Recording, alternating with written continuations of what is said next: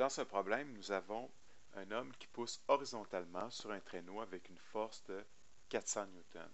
Et nous avons une force de friction de 50 newtons qui agit aussi sur le traîneau. Donc, si je représente rapidement la situation, donc j'ai le sol. Ensuite, je représente le traîneau par un point. Donc, quelles forces qui sont présentes? J'ai la force de l'homme qui pousse avec 400 newtons.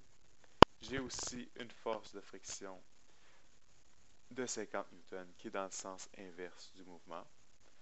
Je pourrais aussi dire que j'ai la force gravitationnelle, mais cette force gravitationnelle-là va être équilibrée par la force normale.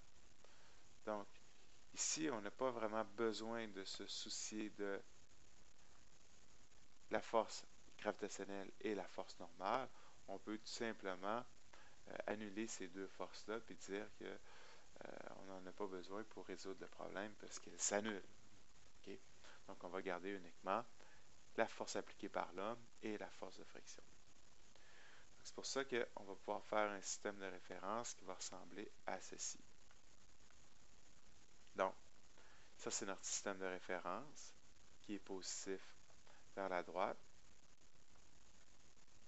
Ensuite, ça c'est la force appliquée par l'homme qui est de 400 newtons. Ça c'est la force de friction qui est de 50 newtons mais opposée au système de référence.